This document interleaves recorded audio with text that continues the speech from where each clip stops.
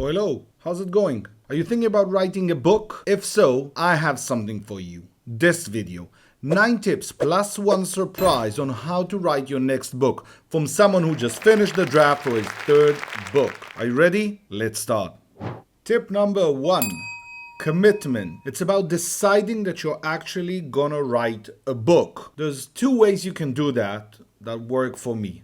Number 1, use your phone, start taking notes. If someone says something funny, you take it down. If you have an idea, if you hear a podcast, something, anything, take a note. If you're taking notes, that means it's important to you. It means that something is happening. The second thing is when I open a file, I save it, my next book.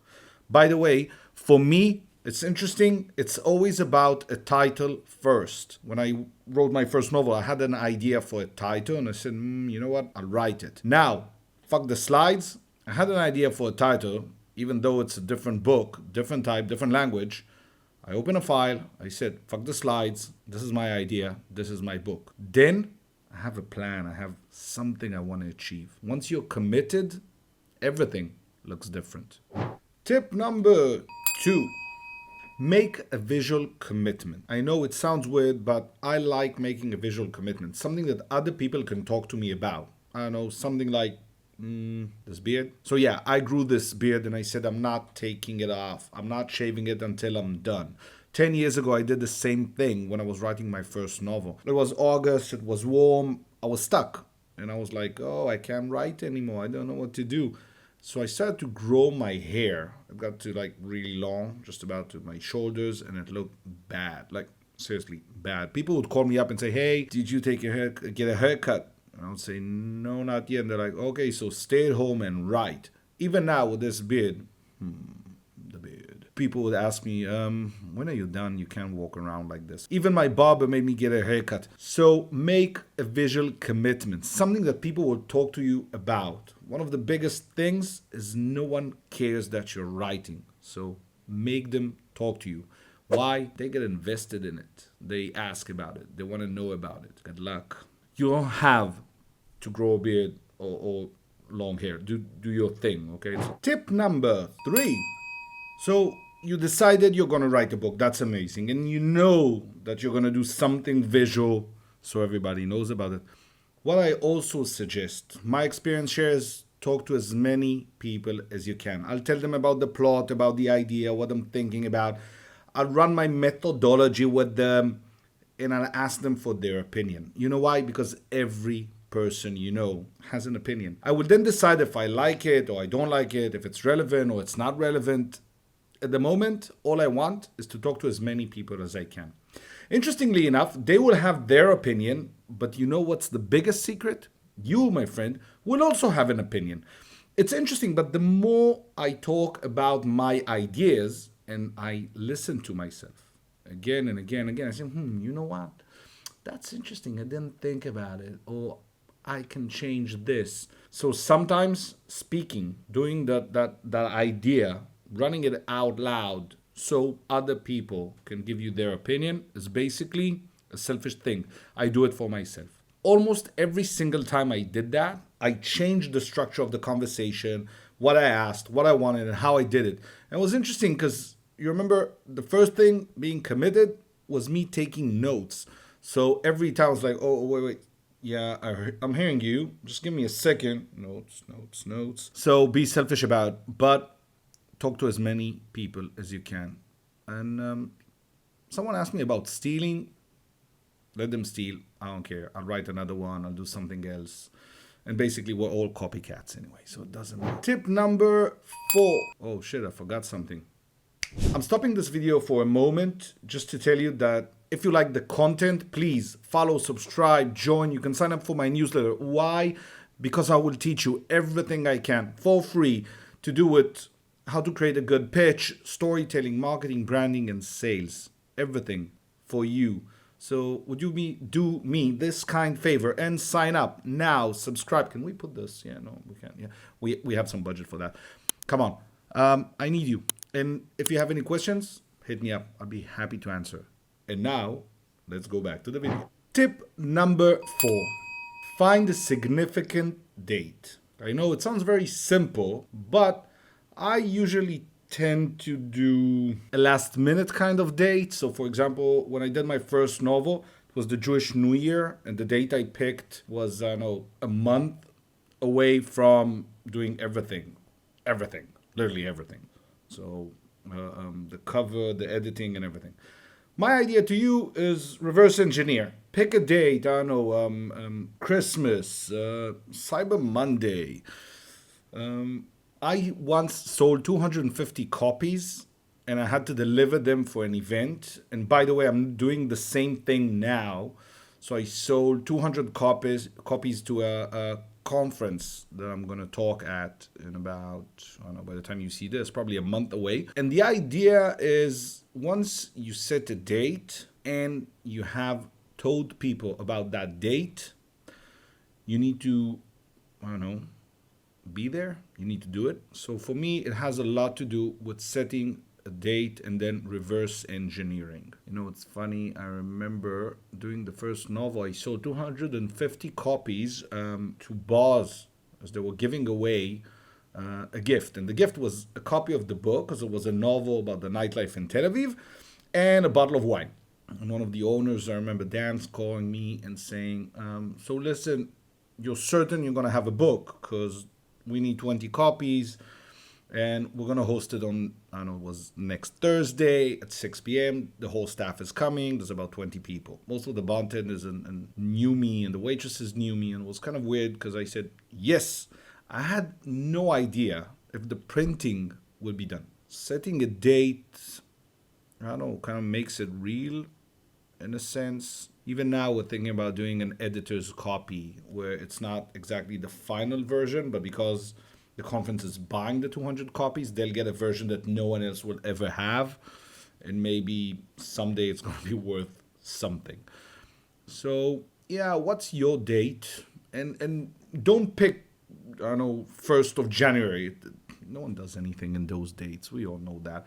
But, yeah, a potentially good date for me is also college years. So when the college starts, selling the book, find a date that if you don't have a published book by then, you might lose a lot of things. So I don't know, publicity, promotion, sales, and so on. But the next time you'll get that chance is a year's time, and that's probably not going to be worth anything for you. So tip number 5. Divide everything into small deadlines. So yeah, we mentioned the big deadline. That's great. But what about having small deadlines? You know, things that people might not notice, but you definitely will. For me, it's always been about a definition of what I need to do next. So for example, just write an outline. Just have a paragraph. I'll sort out small deadlines where I'll say, okay, I need to write 500 words today. Or for example, I need to only write the outline of that chapter. When I wrote my first novel, for me, a deadline was going out drinking every single night. And when I go home, open the computer and write anything. Sometimes I couldn't understand a single word. There were gibberish of different sorts, but sometimes magic. I could extract one good sentence, one idea, one key message that I can work with and turn that into something. So the idea was to go out, drink, have fun, explore, get experiences, meet new people, have interesting ideas, go home, write whatever I could remember, and then the next day find that writing. So I would say, okay, this is what I need. The deadline is to write every day at, I don't know, 2 p.m. Great. Every night I had to write. What happened is quickly my deadline became to have at least 2 or 3 good paragraphs every single day. That was my deadline. And sometimes I would do it at 8 p.m. before I would go out just because I haven't done it the day before. So a deadline could be I'll finish a chapter every week. Nice deadline. Might work, might not. Have a paragraph. During the second novel, I think what I did was post-its, and what I decided is only to write the plot, not write anything else. I had notes, by the way. By the time I decided to write the second novel, I remember I had notes on my phone. I took them to a Word document. It had like 7,000 words. It took me, I think, 6 or 7 weeks to kind of sort it out, figure out what works and what doesn't. I even found some sentences where I said, this is mind blowing, it's unbelievable, it's amazing, only to discover in the editing process that I copied things for my first novel. So yeah, everybody copies. But it was interesting to see that I only focused on the deadline for the plot. So basically what I did is I would have post-its on the wall. And I said, okay, today I want to write only the plot for this chapter. I know it was in chapter 2, chapter 3. I'll write it down. I know I could scribble it down on a piece of paper and then turn that into kind of what happens throughout the plot on a post-it. So every day it felt like I was writing, but in reality I was just kind of like shaping and moving things and everything. Maybe I can find some pictures and post them here. I remember I had, 60 or 70 different post-its. And then my deadline was every day reach that next point in that plot, which was interesting. And then it kind of started to weave itself. And then I said, oh, I know what I want to do now. So I will do 2 or 3. And kind of got into some sort of a rhythm and a pace, which I really loved and was really interesting. And yeah, so the deadline was right, a chapter a day, only the plot points. And then now in this book, I felt was much, I don't know, it wasn't even harder. I didn't know where to start. So basically my deadlines would be to write every single day something. Sometimes it could be a line. When that deadline fell apart, that small thing, I started to look into different things and ideas, but I think I'll leave that for the next tip. Ready? Let's go to the next one. Yeah, it's enough. Tip number 6. 6. By the way, I think, almost one of my favorites, if not my favorite. Habits. You need habits. And I'm not talking about the deadline or writing. I'm talking about daily habits. For me, one of the best habits was running. Now you'll ask me, what does that have to do with that? I know. But I took on a challenge of running every single day, at least 5K, which was kind of interesting because the struggle became a win. The win became a good feeling. The good feeling made me want to do more. Then I take that into my, you guessed it, writing. So food, unbelievable. Stop drinking, unbelievable. And I like drinking. Now, in the first novel, drinking was a major part. In the second novel, major part. Now, writing a different book, I don't want to drink anymore. So I established different habits of why am I skipping this? How am I going to drink differently? Why am I going to drink less? And the habits, my friends, they work. So for me, it's been walking. It's been feeling good. It's been sleeping more. For this book, I decided to add 1 more hour to my sleeping regime, eating differently. So I lost about, just over 5 kilograms. I don't know, I'm almost at 10, 11 pounds. I think I'll be at 11 pounds probably next week. So I'm losing weight. I'm training. I feel good. You see, I'm getting my shave on. But it has to do a lot with mentality. How do you feel? So resting, eating, less drinking, and exercising is helpful. By the way, days that I skipped running, I skipped eating. Slowly I would give up. Yeah, I'll do it tomorrow. Yeah, never mind. Yeah. And that slowly, gradually started to kind of sink into everything I did. So work, but I did what I had to. What I wasn't a must, was my writing. So find your habits. Also, for me, a habit is my morning coffee. So I have this habit where at 7 a.m. I'll go to my favorite coffee place. I'll have a coffee. I'll read the financial news. I don't know why.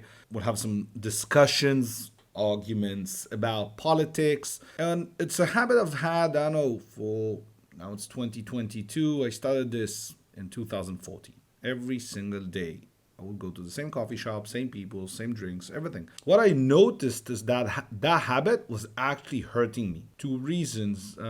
One was finding my timing. When was a good time for me to write? And apparently it was in the mornings for me. And secondly, which I think is important, is that habit took away too much. So I would go back, I saw my computer here at the desk, and I would feel, I don't know, not just exhausted, but it feels like someone took a lot of effort out of me. I needed to rest, and that would involve, I don't know, 20 minutes of just looking at different news on the websites. Like go to website, go to my Feedly, go to TikTok, go to whatever, but just spend and waste time because I needed to kind of like recuperate, get my energy back. So the habit of talking early in the morning, which as you can understand, I love talking, kind of got to the point was bad thing for me. So I started to shift to coffee shops where people didn't know me, so same hour, but do the newspaper without talking to people. Same hour without doing the newspaper. And slowly, in order to find my best time of writing in the morning or editing, what I've learned is I don't need the newspaper and I don't need to argue about politics, and it doesn't matter. So I stopped wasting time on that, and I probably saved an hour and a half every day, which is amazing, and that's thanks to my writing habits. In the last phases of writing, which is interesting, what happened is I started to edit very specific things. So my habit would be end of the day, prepare what I want to edit or what I need to finish. And then I would do, I don't know, 8 a.m. till 10 in a certain coffee shop. Finish this. This was my deadline, if we spoke about the deadline earlier. And this is the way I'm going to do it. And that was a habit. So I would go in, have the same coffee, sit the same place, do the same thing, but a routine, which was great. And then 2 or 3 times a week at 10 a.m., I would cross the street, go to a different coffee shop, but that was writing, not editing. And then, I don't know, midday, I'd go have lunch. And suddenly I started to pick up this habit. So days I would go to the office or I wouldn't. So, yeah, find your habit. I think it changed. That's the thing that impacted my life in the last year the most from writing. Tip number 7. Consume as much content as you can. Yes, it's that simple. Well, it's not, because you need to spend time and you need to find the content. No, you don't. No, I'm not sure about this one. You need to consume content just because it opens your mind. By the way, watch Netflix. I don't care.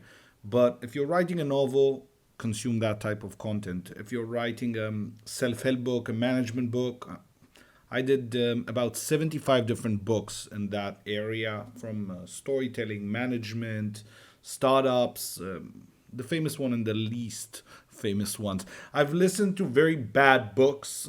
There's podcasts that I probably consumed hundreds of episodes of. Walk when you're on your way, when you have a few minutes, don't call your friend. You got a puppy, dog, great. Go downstairs, go to the garden, go to the park, listen to something. In the toilet, don't consume TikTok or Instagram. Just read one chapter every day. You'd be amazed. It opens up your mind, your vocabulary, the things you want. It makes you dream. But more than anything, we need that. We need to bounce ideas from other people's ideas. So whether it's YouTube or your shows, go to the movie alone and let I don't know, watch a Wes Anderson movie. Let your mind run wild. Consume music, anything you can, but do it on a regular basis. I talked to you about habits. That's a habit. I will shift my podcast every once in a while. If I don't like a book, I might speed it up, but if not, I'll try and do it the one speed. I'm now listening to a book where, the content's pretty good, sort of. So I'm doing 1.25 speed. Consume content. You need it. And the more you absorb. For me, by the way, during COVID, it was about literally seeing everything on Netflix. Everything. Documentaries, by the way. That's a good tip for you. Tip number 8. Guys, I think we have a keeper. No? Let's keep going. Sometimes you just need to leave everything and step away. I know it sounds counterintuitive because you need to write. Sometimes I say no more. And I leave it. Friday, Saturday, I'm done. I'm not touching it no matter what. If I have an idea, I might take a note, but I'm not actively writing. I'm not in the process. I need to step away. Sometimes, by the way, if I'm writing or editing and it's been 20 minutes, nothing's happening, I'll walk. I'll do something else. I'll do, I don't know, have a call, have a meeting, go have coffee. There's a very nice coffee place really close to where I live. I'll walk there, have an espresso shot, and come back. And yes, I can have an espresso shot in my apartment, in the office. That's not a problem. It's more about the walking and completely forget about everything. I'll just listen to, I don't know, 80s or hip hop or whatever I'm listening to. Every time I'm writing a book, I find this, I don't know, genre, and that's what I'm gonna do. So I did hip hop from early 90s to, I don't know, mid 2000s, and then I did Britpop, starting from, I don't know, end of 70s all the way to like classic Britpop of, I don't know, from Clash to Blur, Oasis, roughly those, I don't know, 76, 77, all the way to 96, 97. So it's interesting, and you can do that. But the most important thing, stop, step away, and don't touch it. When you go back, it's something changes. I don't know why, it changes. So that was that. Tip number 9. Almost there. Almost there. Last tip, +1. Tip number 9. 80-20 rule. Know when to stop editing. So if the 80-20 rule is valid here in editing, you might finish 80% of the book, but the extra 20% will just kill you. It will take more than the 80% you did so far. Is it worth it? Is the 100% actually worth it? Well, let me explain. No, it's not, because in my opinion, what you need to get out is a draft, an initial first draft. Once the initial first draft is out, forget about it. Now we can define what is editing. I suggest working with an editor. Everything looks different. When I wrote my first novel, the first 500 pieces, I didn't have any money for editing, to be honest. So I asked my friends to edit. There were a few mistakes, not as much as I would have expected. Someone told me we had less mistake than an average first edition in Israel, which was kind of nice for a novel of around 46,000 words or so. But the 80-20 rule came to be because for me, while writing, you can't achieve 100% alone. So do the 80% and say, okay, this is my first draft. I would clean out all the comments, all the remarks, I don't know, fix grammar mistakes, letters that I missed, whatever it was, and then say, okay, this is the best I can do. This is the 80%. And now I would define what I can do with an editor, external editor, with a company, which I did for the second novel, or with a friend that edited. This time, I think the 80% is the draft, the first initial draft. And now I'm going to rework and then send, again, using the deadlines. But don't try and achieve 100% alone. I think it will take you, I don't know, another 2 years. It's not worth it. Finish, keep going. Okay? Editing, what a tough thing. Know when to stop. Knowing when to stop the editing process is very, very important when you're trying to achieve the final stages. And yes, you can rewrite everything. I think in this book, I've even started the book by saying I've written, rewritten, and written over everything because I couldn't stop. I needed to do another version. I ended up doing kind of more of the same at a certain point, but what are you actually editing? So I decided to finish this draft, and you know what? When I now visit the first chapter, different paragraphs along the book that I haven't read for a long time, and I liked them, so there was no point. So read it, figure it out, and then start editing, which I think is important. Tip number 10. We're done. This is the last tip, and it has nothing to do with writing, or maybe it does. Be kind to yourself. You know, while I was writing and editing, I kept saying, I'll never make it. I can't do it. It's too hard. It's too tough. And it doesn't matter how positive I am usually or how I manage to, I don't know, find adversity and win. It doesn't matter. You can be as tough as you want, but when you're doing, I don't know, a friend told me that he's doing the Ironman. I said, I have no will or desire to do the Ironman. And he said, yeah, but your book is your Ironman. And I love that. Each of us has their own struggles. So if you decide to write a book, imagine if you're doing your marathon or your Ironman. It's hard, but you know the finish line, you have to get there. And if you have your deadlines and the habits and everything's in place, there's no need to beat yourself up. It just doesn't serve any purpose whatsoever. So try and be kind to yourself. When I was doing the 30-day challenge and writing, every day I would go and run. And I used to go running with some friends of mine, and especially Tome, which was a good friend of mine, and we would run on the boardwalk. And after 3 or 4K, he would struggle. And I would say, you're good, you're doing fine, let's keep going, just a little bit more. And that words of encouragement would get them over the finish line. And once we're done, we would feel so good. And he would say, I hate you, but thank you. So doing the 5K every single day, and I started to have pains in my knees, and I have a problem in my leg and the back, and it was less about will I finish or not, but more about how would I feel at the end. And then I never stopped. I just did the same run every single day. Sometimes it was easy, sometimes it was just really hard. But I kept pushing, and a big reason why I kept pushing was doing that concept of coaching yourself, because you have to do it, and you decide you're going to do the challenge. It was about, you're okay, you're good, just do that hill, just a little bit more, 1 more K, and you can do it. And then I noticed that mind shift also started to go into my writing process, into my job, into a lot of the other things. Was instead of being harsh on yourself, and if you think about it, the person you're the least nicest to on the planet is you, right? If something spills, there's a problem, something happens, you say, I'm so stupid, I can't believe I did that. Well, stop doing that, because it doesn't serve any purpose. But if I say, okay, don't be harsh on yourself, what can we do to better the day? What can we write or edit to improve it?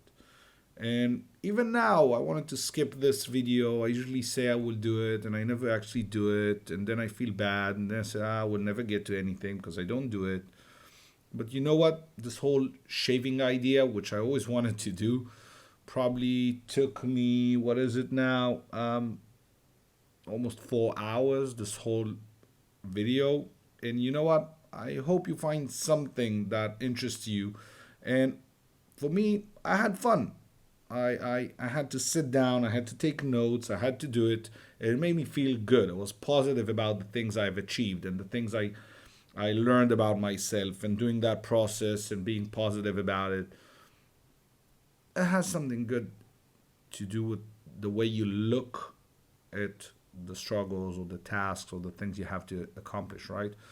Now, you can choose to be hard on yourself, and that's fine, but try the other way, it works. I hope you've enjoyed this video, and if so, feel free to subscribe. My newsletter is going to start soon, and the idea is to share with you learnings from my storytelling experiences. I traveled the world during 2020. So far, I've done 35 days in the US. I've spoken at Collision in Toronto. I've been to I don't know how many countries in Europe. And I'm going to travel again quite extensively. And I invite you to join and learn and maybe share some of your own experiences. And if you're a startup or you're just trying to figure it out, if you're a founder, whoever you are, a student, I don't mind. I'll be happy to have you. So subscribe to the newsletter and the YouTube channel. And I'll see you on the next video. And I'm not sure, but I think I'll keep the shave for a while. See you guys. Thank you very much for watching.